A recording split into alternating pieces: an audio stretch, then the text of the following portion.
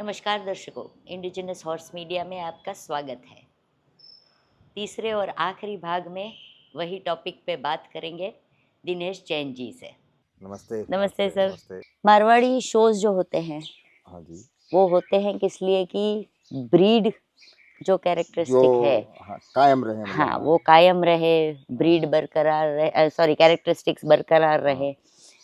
हो क्या रहा है अभी की शो में, कोई चैंपियन घोड़ा हो गया, हुँ, उसके छोटी छोटी चीजें जैसे स्किन मोटी है या कान आगे आ रहे हुँ, हैं, सिंगल टेस्टिकल है, काफी हुँ, प्रॉब्लम वाले भी स्टैलियन चैंपियन हो जाते हैं। हुँ, तो पुराने लोग तो जानते हैं हाँ, कि भाई इससे ब्रीडिंग ना करवाए, अवॉइड करते हैं। सही है, हाँ। लेकिन जो नए लोग हैं वो पागलों की तरह इसके पीछे दौड़ते, अरे चैंपियन घोड़ा है, हमारा भी चैंपियन हुँ, बच्चा आएगा, ऐसे हुँ। करके।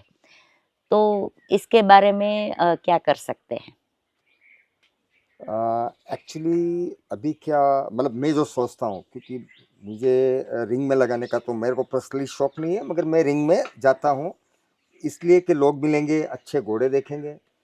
प्रॉब्लम क्या आ रही है कि आदमी अभी जैसे आपका घोड़ा किसी इन कैन किसी भी प्रकरण से आपका घोड़ा फर्स्ट आ गया तो समझ लो उस महीने में आपके 30 घोड़ियाँ पक्की तैयार हो गई। हम्म। ठीक है ना।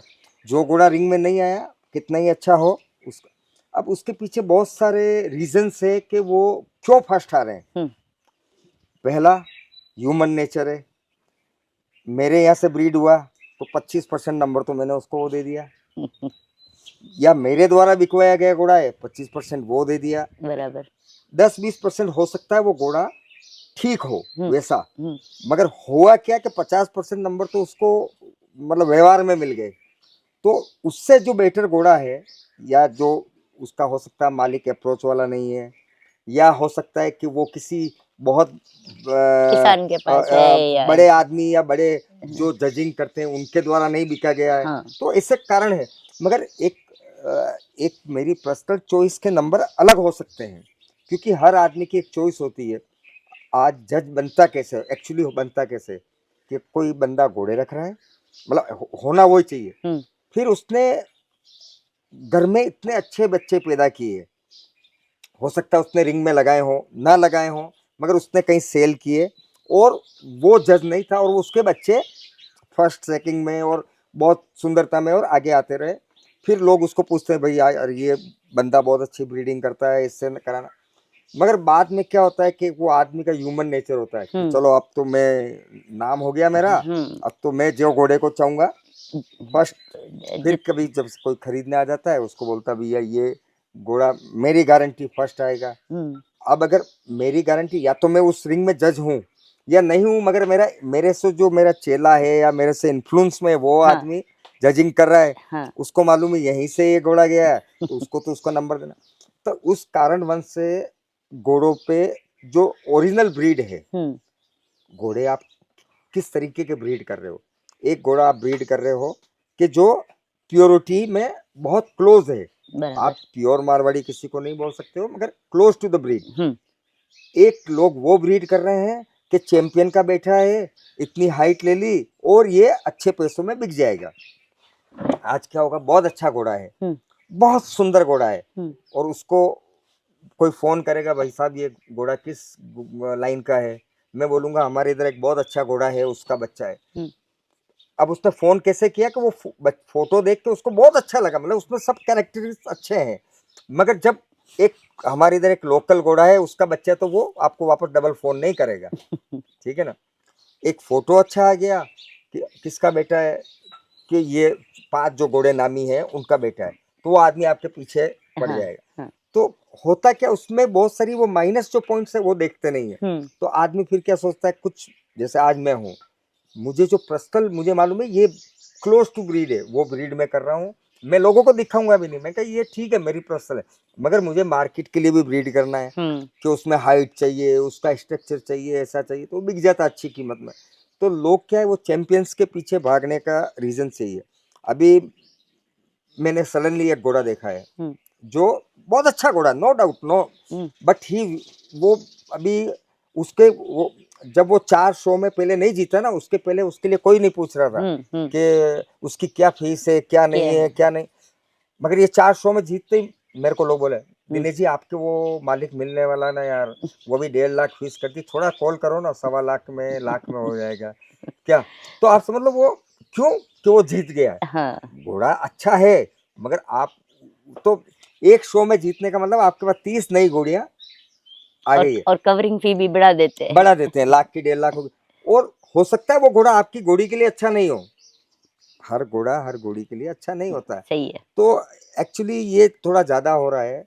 फिर क्या होता है कि अब आपको नए जज कैसे बनाने हैं। हम्म नए जज बनाने में क्या होता है, आप ये जो कोर्स करो वगैरह, हम्म मगर आप घोड़े रख रहे हो, आप उनको एज ए असिस्टेंट, एक डॉक्टर होता है हाँ पीछे उसके असिस्टेंट खड़ा रहता है हाँ कि भाई चल इसका टेम्परेचर चेक कर, हम्म इसको इंजेक्शन लगा, हम्म तो सीखेगा तो बंदा वैसे ही ना। हाँ तो जजिंग में भी जहाँ 4 या 5 जज होते हैं, तो 4-5 लोगों को जिनको इंटरेस्ट है हाँ, उनको साथ में रखना चाहिए। जो फॉरेन में कंसेप्ट है फॉरेन जैसे में है शैडो जजिंग शेडो बोलते जजिंग, हैं। तो वो बिगिनिंग में उनके नंबर काउंट नहीं होंगे हम्म शेडो जज के, हाँ, मगर वो नंबर, धीरे धीरे सीखेंगे। हाँ, म- एक्सपीरियंस फिर चाहिए क्या ना। होगा अगर आप शेडो जज खड़ा करते हो, रिंग के अंदर जज है वो जज है, हम्म बट जब आप पर्सनल डिस्कस करोगे, हम्म जब आप उसका अगर हकीकत में बहुत अच्छी जजिंग करना चाहते हो, तो जजिंग तो हो गई है, हम्म आपने गलत की अच्छी की क्या किया, मगर जब आपकी जो पर्सनल मीटिंग होगी तो आपका कन्वर्सेशन होगा कि यार आपने इसका नंबर ऐसा दिया तो मुझे बताओ कारण, हाँ, या तेने ये भाई तुमने ये इसका नंबर क्यों दिया। क्यों दिया। तो जब वो डिस्कशन निकलेगा तो उसका एक अच्छा परिणाम आगे आएगा बिल्कुल बिल्कुल और सही। आपके नए जज तैयार हो जाएंगे। अब क्या होता है प्रॉब्लम कि जज भी आजकल डरते हैं, मतलब नया जज बनना नहीं नहीं चाहता है। चाहते। आज जैसे मुझे भी कोई ऑफर करेगा तो मैं सोचता हूँ मेरा ऑलरेडी इतना अच्छा नाम है, हाँ 10 में से 9 लोग मेरे से खुद से, मैं जजिंग करते ही 6 लोग और नाराज हो जाएंगे, तो सही। जजिंग करने आगे नहीं आने का कारण है। तो मेरा ये सोचना है कि कुछ घोड़े वालों को भी रिंग में लगाने के पहले ये सोचना चाहिए कि भाई मैं ये सोच के जा रहा हूँ अच्छी जजिंग होगी, हम्म और थोड़ा सा संयम रखे, ये नहीं कि घोड़ा उस नंबर का नहीं और आप फाइट करो लड़ाई करो, तो भी हाँ वो एक जज का भी दिल टूट जाता। मगर जज को भी ये होना चाहिए कि बिल्कुल पारदर्शिता वाला काम करें। मैं ये मानता हूँ 100% तो कोई भी जजिंग नहीं कर सकता है, मगर आप 40% वाली जज भी मत करो, और कम से कम 80-85% तक लेके आ जाओ मार्क कि बराबर। भाई आपने एक कोई फर्स्ट आने वाला घोड़ा है और किसी कारणवश आपने कुछ पॉइंट देके उसको सेकंड दे दिया, इस इक्वल। ठीक है, वो तो बहुत सी बार ऑलमोस्ट मैंने देखा बराबर। है कि जिसका घोड़ा सेकंड रहता है वो लड़ाई करने पहुंच जाता है, मैंने ये देखा है। तो उसको लड़ाई नहीं करनी चाहिए, आपका घोड़ा सेकंड आ गया इस फर्स्ट, अगर 40 घोड़ों में आपका घोड़ा सेकंड आ गया है, तो हो सकता है वो जज ने उसकी निगाह वहां गई हो और आपके घोड़े ने ईयर्स टेढ़े कर दिए हों। हाँ, उसी टाइम अगर परफॉर्मेंस में कोई थोड़ा सा भी ये हो गया सेकंड्स तो। का होता है। हाँ अब आपकी हैंडलिंग है, आप बहुत से मैंने देखे हैं, मैं बाहर बैठ के देखता हूँ कि जो हैंडलर होते हैं ना उनकी आई जज के ऊपर ही रहती है कि बस वो देखा और खट उसको ऐसा खड़ा कर देते हैं कि वो पॉइंट, अगर उनका कम्युनिकेशन मिल गया मिल गया। तो ठीक है, और घोड़ा अगर कान पीछे करके चला गया या गर्दन में थोड़ा टेढ़ापन ले आया और वो साइड से उसको मोटापन नजर आ गया, या चलते हुए उसके पाँव में लैम हो गया, तो वो कुछ तो सेकंड आने। मगर लोगों को मैं ये बोलता हूँ जो जिसका अगर फर्स्ट अगर आप मानते हो और सेकंड आ गया तो आपको लड़ाई नहीं करनी चाहिए, आपका नंबर आ गया। मैं तो बोलता हूँ फर्स्ट 5, अगर थर्ड आने वाला और चौथा आ गया तो ले लो, मगर हाँ ये नहीं होना चाहिए कि जो घोड़ा फर्स्ट आ रहा है उसको आपने 10 में भी नंबर नहीं दिया, वो भी नहीं होना चाहिए। सही। तो ये दोनों तरफ से है। तो ये बहुत अच्छा है कि भाई अगर जजिंग नए जज तैयार हो। मैं पूना में गया था, जैसे यूरोप बाहर होती है, पूना में गया था, वहाँ शेडो जज थे, हाँ, तो उनका नंबर काउंट नहीं हुआ मगर क्लोज टू दैट। कम से कम उनको एक्सपीरियंस मिले, नए अब जज तैयार हो। एक जगह शो हुआ था, तो मैं नाम नहीं लूंगा, तो जो बंदे ने बच्ची खरीदी उसने मुझे फोटो भेजा, क्योंकि लोग मेरे से बहुत पूछते हैं कि दिनेश जी ये बच्ची मैं खरीद रहा हूँ मगर इसके बाइट में प्रॉब्लम है। अच्छा। तो मैंने भाई बाइट का फोटो भेज दो, तो हकीकत में उसमें प्रॉब्लम थी। तो मैंने बोला भाई बाइट में प्रॉब्लम है और अब बच्ची बहुत अच्छी है और आपको इस रेट में मिलती तो आप ले लो, ठीक है, मगर ये ब्रीडिंग के लिए रख लेना, हो सकता है इसमें ये प्रॉब्लम आगे नहीं आए। वो बंदे ने एक शो में लगाई और वहाँ 30 गुड़ियाँ थी और उसको फर्स्ट आ गई।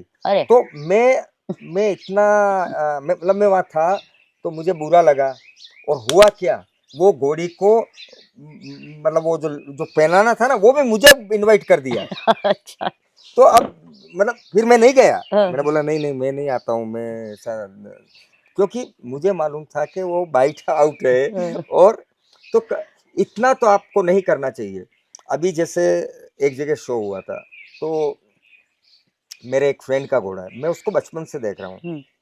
वो वहां लेके गया। Hmm. No doubt he is not deserving in first second third, hmm. He is not deserving, hmm. मगर उस घोड़े को ये कह के निकाला कि बाइट आउट है। अच्छा। तो वो बंदे ने उसको, आज अगर यहाँ से 1,000 किलोमीटर घोड़ा लेके जाता है और 10 लोग जाते हैं साथ में, कि 1 महीने से वो प्रैक्टिस कर रहे हैं, और वहां जाने के बाद ये कह के निकालते कि बाइट आउट है। हम्म। क्या? अच्छा, वो घोड़ा 2-3 जगह कुछ नंबर लाया हुआ था, हम्म। तो वहाँ हुई थी। अब होता क्या है कि उसने मुझे रात को 11 बजे फ़ोन किया कि भाई साहब आप, मैं, उन्होंने बड़ी मुश्किल से दांत वात खोल के, मैं कहा भाई बाइट आउट नहीं है, बाइट आउट नहीं, इन नहीं है, मैं आपको, कि उन्होंने हमें ये बोल के भेजा। मैं कहा ये नहीं होगा, कोई दूसरा कारण होगा। तो आपका घोड़ा, मैं ये नहीं बोलता हूँ कि वो नंबर लाने वाला था, हो सकता है वो 10 में भी नहीं लाए, मगर ये बाइट आउट को अगर कह के निकाला था, आप ऑब्जेक्शन कर सकते हो। फिर मैंने उनको रात को कहीं से निकाल के बाइट आउट और बाइट इन के फोटो भेजे। मैं कहा this is the bite out ये एंड बाइट एक्चुअली इन। होता है, हाँ। मगर हल्का सा ऐसा होता है ना, इज नॉट, उसका नीचे वाला जो पोर्शन है वो आगे पीछे होना चाहिए, उसके जो मसूड़े है ना हाँ। वो कहीं होने चाहिए, दांत तो हल्के आगे पीछे हो सकते हैं। हाँ। तो अब ये भी गलत है। अब वो बंदे को बाइट आउट करके अगर दिया, अब क्या होगा, उसका मार्केट में हवा हो गया।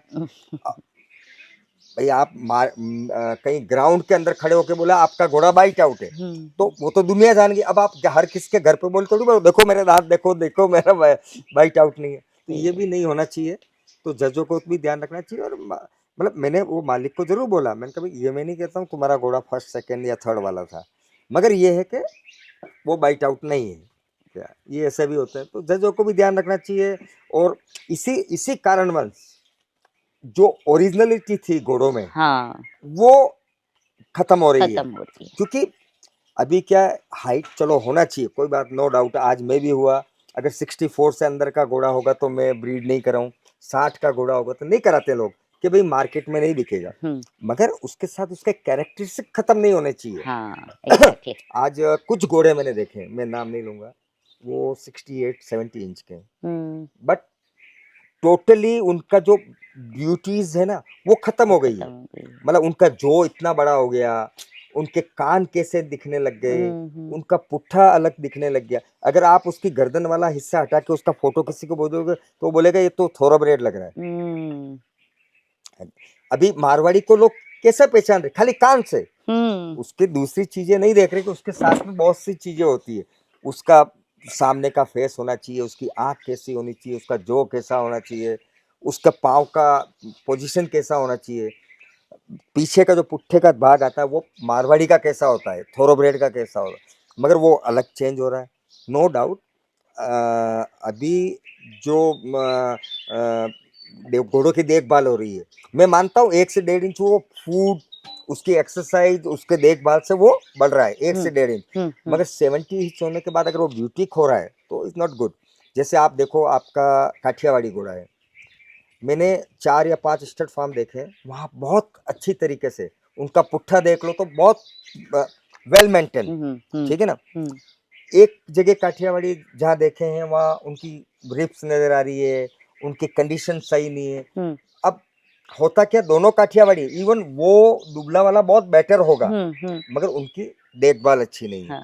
तो वो 1 इंच हाइट कम ले रहे हैं, वो 56-57 पे ही रुक जा रहे हैं। उनकी मतलब उनको एक जो है, जो 58 बनने वाला 59.5 बन रहा है। तो काठियावाड़ी भी अगर आप अच्छी खुराक होगी तो 1-1.5 इंच बढ़ सकता है। हाँ, मैं अगर मुझे कोई बोलता है कि नहीं 58 से ज्यादा काठियावाड़ी नहीं हो सकता है, मुझे 4 महीने की बच्ची ला के दे दो, मैं उसको 59 से ऊपर बना दूंगा, बन जाएगी। हाँ। और कोई उसको हम ये नहीं केमिकल, मगर खाना अच्छा देंगे, उसकी देखभाल करेंगे, उसको टाइम, और इतनी ब्यूटी आ जाएगी। तो उसी तरीके से घोड़े का 1-1.5 इंची आप बढ़ा सकते हो, खाना पीना अच्छा देंगे। मगर आप हाइट की वजह से अगर ब्यूटी को खत्म कर रहे हो तो इज नॉट गुड आइडिया। सही है। आपका घोड़ा होना चाहिए प्रोपोर्शन में दिखने वाला, मारवाड़ी जो होता है। अच्छा, अब कान की भी अगर अपन बात करें तो कान, हर घोड़े का कान एक जैसा नहीं होगा। आप कोई ये नहीं बोल सकते हो कि ये कान ही मारवाड़ी का है, डिफरेंस देयर। बट आज की तारीख में कान कैसा पसंद कर रहे हैं, बिल्कुल वो जो टॉय वाला कान, हाँ। बहुत सुंदर कान। बट दैट हॉर्स, वो वाली घोड़ी अच्छा बच्चा नहीं देगी, मैं आपको बोल रहा हूँ। अच्छा। नहीं देगी। हाँ। क्यों नहीं देगी? कि वो ऑलरेडी उसके कान ऑन द टॉप है, तो वो उससे 19 दे सकती है। जब आप कान जोंगे कान होंगे या थोड़े बड़े कान होंगे, घोड़ी कम खूबसूरत होगी। जब आप उसके ऊपर अच्छा घोड़ा डाल दोगे और तो उससे बेटर देगी। वो 19 है तो 21 देगी, तो आप क्या बोलोगे? ये घोड़ी बहुत अच्छे ठाण देती है। हाँ। मगर जब मिस वर्ल्ड की बच्ची होगी तो वो मिस वर्ल्ड से बढ़ के नहीं होगी। बराबर है। क्या? तो जब जो जिसे बहुत सुंदर जो कान वाले घोड़े होते हैं ना, वो क्या होता है, बचपन से आपको आइडिया बहुत सुंदर होते हैं, मगर वो बहुत ज्यादा हाइट भी नहीं निकालेंगे। जो घोड़ा ऑलरेडी 8 महीने की एज में बहुत सुंदर हो गया, वो हाइट नहीं निकालेगा, वो बॉडी स्ट्रक्चर नहीं निकालेगा। अच्छा। वो 61 के करीब रुक जाएगा। मगर ब्यूटी, क्योंकि वो ब्यूटी उसकी बचपन से ही बरकरार हुई है। रहती है। जो घोड़ा 64 के बाहर जाने वाला है, वो 3 साल की उम्र तक 3 बार आपको ऐसा लगेगा कि मैं मतलब मेरा टाइम वेस्ट तो नहीं कर रहा हूँ, क्योंकि वो अनब्यूटी लगेगा। मगर जब उसका बॉडी स्ट्रक्चर में आएगा, मतलब आज आप समझ लो कोई कोई बच्चा है 6 फीट बनने वाला है, 6 फीट बनने वाला बच्चा, वो आपको 15 12 13 साल में लगेगा बहुत दुबला है उसका बॉडी। मगर जब वो मैच्योर हो जाएगा, 22-25 साल का हो जाएगा, तो वो एक उसके शेप में आ जाएगा। उसी तरीके से घोड़ों में भी ये है। तो ब्यूटी जरूरी है, मगर उसके साथ साथ उसका कैरेक्टरिस्टिक भी जरूरी है। तो ये अपन खो रहे हैं, और उसके पीछे रीजन ये है कि मतलब मैंने आज तक, जैसे मेरा कामदेव कहीं रिंग में नहीं लगे हैं, उसके टोटल 50 बच्चे हुए हैं। आज भी मुझे उंगली पे याद है कौन सा बच्चा कहाँ खड़ा है, ठीक है ना। रिंग में नहीं लगाया, नाम किया उसने। हाँ, अगर मैं उसको रिंग में लगाता और मैं मेरा इन्फ्लुएंस यूज करता, हो सकता है 5 लाख रुपया, या मैं तो हो सकता है उसके बाद 500 घोड़ियाँ आ चुकी होती। तो लोगों को वो भेड़ चाल में नहीं दौड़ना चाहिए। घोड़ों को ये नहीं कि रेस रिंग में जीतने से ही घोड़ा अच्छे बच्चे दे सकता है। जीत ब्रूड मेयर अलग होती है, ब्यूटी क्वीन अलग होती है, जो अच्छे बच्चे देने वाली घोड़ियाँ वो अलग ही दिखती है। सही है। तो आखिरी एक सवाल। हाँ जी, हाँ जी। आपके फार्म के रिलेटेड। हाँ। तो अभी मैं पिछली बार आई थी उससे तो काफी ज्यादा ज्यादा घोड़े दिख रहे हैं, हैं। ज्यादा तो हैं। अभी क्या कितने घोड़े हो गए? अभी ये फार्म पर 20 हैं, और 2 मेरी घोड़ियाँ लवे जी के फार्म पर है। और कुछ बच्चे हैं, कुछ बच्चियां हैं। अपने पास एक कृष्णराज करके ऑस्ट्रेलियन है, जो हाँ, वो उदयपुर, पिछली वीडियो में भी दिखाया देखा था। था मैंने। अभी उस टाइम थोड़ा 2 साल का था, अभी 3 साल का हो गया है, या उस टाइम 2.25 साल का था। अभी ग्रो कर रहा है, अच्छा कर रहा है हमारी उम्मीद के। और एक हमारे पास कामरूप है, जो कामदेव का बेटा है, वो भी 30 मंथ्स का हो गया। दोनों ठीक कर रहे हैं। कुछ बच्चे और कुछ बच्चियां हैं, कुछ घोड़ियां हैं। सेल करेंगे कि? एक्चुअली क्या होता है, कितनी बार, जैसे किसी ने, सेल तो हर आदमी करता है, मगर क्या होता है, अगर आपने फेसबुक पे डाल दिया इज फॉर सेल, हाँ। लोगों की इमेजिनेशन ये हो जाती है कि ये बहुत अच्छा नहीं है, हाँ, और इसीलिए डाल रहे और हैं। ये रुपए का माल 50 पैसे में देगा। तो वो भी उन लोगों की गलत फहमी है, ऐसा नहीं होता है। हाँ। घोड़ा सेल पे होता है, उसकी राइट प्राइस आती है तो बिकता है। हाँ, कुछ जगह ऐसा होता है कि किसी बंदे को बहुत सारे कारण होते हैं, उसके पास एनिमल ज्यादा है, या उसके पास पैसे की जरूरत है, तो वो आपको 1 रुपए का माल 85 पैसे में दे देगा। कितनी बार मुझे लोग बोलते हैं, साहब मेरे को घोड़े बेचने, बहुत जरूरी बेचने, मुझे ये जरूरत है। तो मैं उसको बोलता हूँ, तेरे को रुपए का माल 75 पैसे में बेचना है तो बिकेगा। बराबर। अगर रुपए का माल तू 1.25 में बेचना चाहता है, तो इसका मतलब तेरे को बेचना नहीं है, तुझे बिजनेस करना है। तो हर फार्म पर घोड़े बिकाऊ होते हैं। तो एक्चुअली मेरे पास एक घोड़ी है, जो 6 से 6.5 साल की है, 63 उसकी हाइट है, और उसका फादर है रुद्राक्ष करके घोड़ा, जो प्रभात का बेटा है, और उसकी माँ भी बहुत अच्छी घोड़ी है। वो घोड़ी मेरी नहीं है, मेरे एक फ्रेंड की है। उन्होंने मेरे यहाँ स्टेबलिंग कर रखी है, वो घोड़ी सेल करनी है। 6 से 6.5 साल की उम्र है, 63 मेरा नाप है, यानी कि वो 64 है। कुम्मेत कलर की घोड़ी है, पूरा ब्लेज है, 2 पाँव सफेद है, और इन्फॉर्मेशन किसी को चाहिए तो मेरे से कांटेक्ट कर सकता है। वो घोड़ी ने 3 बच्चे दिए। फर्स्ट बच्चा दिया था कामदेव से कुमेद बच्चा हुआ, वो हमने बिहार सेल किया, बहुत अच्छा बच्चा था। सेकंड बच्चा उसका हुआ ब्रह्मनाथ से, काला बच्चा हुआ, वो उदयपुर में सेल किया, बहुत अच्छा बच्चा है। तीसरी बच्ची हुई मेरे कृष्णराज से, जो महुए कलर की हुई, वो 6-7 महीने की हो गई। अभी घोड़ी खाली है। घोड़ी को मेरे वो फ्रेंड है, वो उनका ये नहीं कि सेल करनी है, अगर कोई अच्छा बायर आ गया तो वो सेल कर सकते हैं। और उसको अभी हमने ब्रीड नहीं इसलिए नहीं करी है कि बायर की चॉइस होती है, हाँ। तो इसलिए हम 1 या 2 महीने उसको खाली रखेंगे। अगर कोई बायर आ गया तो उसको दे देंगे, नहीं तो हम ब्रीड कराएंगे। तो एक तो वो घोड़ी सेल पे है, जो सेल वो मालिक करना चाहता है, इसलिए मैं इंटरव्यू दे रहा हूँ। बाकी मेरे पास और घोड़ियां हैं। एक घोड़ी मेरे पास है जो 59 हाइट की है, ब्लेज है, चारों पांव काले हैं और 8 महीने की प्रेग्नेंट है। ब्लैक सान करके घोड़ा है, उससे उसका डीएनए किया हुआ है। घोड़ी अननोन लाइन की, मुझे लाइन का नहीं मालूम है। एक अबलग बच्चा है मेरे पास जो अभी 1 महीने का ही है, मगर वो 4 महीने का होने पर मैं सेल करूंगा। एक बच्चा मेरे पास 7-8 महीने का ब्लैक कलर का है, वो कृष्णराज का बेटा है, उसका हम डीएनए कराएंगे। उसकी माँ किस्मत करके घोड़ी है जो प्रिंस लाइन की है, उसका भी हम डीएनए कराएंगे। अगर वो कोई बच्चा लेना चाहेगा तो हम माँ बाप दोनों का डीएनए करवा देंगे, तो बच्चे का डीएनए हो जाए। और विरंबना वाले घोड़े का है कृष्णराज, तो उसका डीएनए ऑलरेडी है, तो वो पर्सनल कांटेक्ट करे, आके देख ले। बिल्कुल। मगर ये 2 घोड़ियों का इसलिए डाला कि वो मेरे फ्रेंड को उसने बोला सेल कर देंगे, तो ये है। और बाकी हर फार्म पर सेल का होता है, बस खरीदार चाहिए। सही है। हाँ। तो दिनेश जी बहुत ही थैंक यू, थैंक यू। बेहतरीन आपने इन्फॉर्मेशन दी है, बहुत बहुत धन्यवाद। Thank you, welcome welcome, thank you. तो दर्शकों, मेरे YouTube चैनल पर अपलोड किए गए तीनों भागों में हमने अश्व जगत के 4 प्रतिष्ठित ब्रीडर्स से संवाद किया।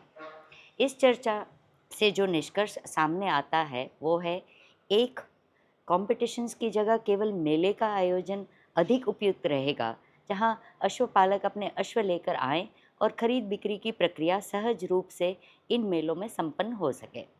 दूसरा, यदि अश्व कंपटीशन आयोजित करनी ही है तो आयोजकों को शैडो जजिंग की व्यवस्था करनी चाहिए, जिससे नए जजेस ट्रेन हो सके और भविष्य में जजेस की कमी ना रहे। तीसरा, अश्व सोसाइटीज़ को संगठित होकर मारवाड़ी अश्व की ब्रीड कैरेक्टरिस्टिक्स के लिए एक स्पष्ट और मानक मापदंड तैयार करना चाहिए, ताकि कॉम्पिटिशन्स में किसी भी प्रकार के विवाद न उत्पन्न हो। इससे हम मारवाड़ी अश्वों की ब्रीड कैरेक्टरिस्टिक्स को और बिगड़ने से रोक सकते हैं। ये भारतीय अश्व उद्योग के उज्जवल भविष्य के लिए अत्यंत महत्वपूर्ण होगा। तो लाइक कीजिए, शेयर कीजिए, कमेंट कीजिए और जिन्होंने सब्सक्राइब नहीं किया है वो सब्सक्राइब कीजिए। धन्यवाद।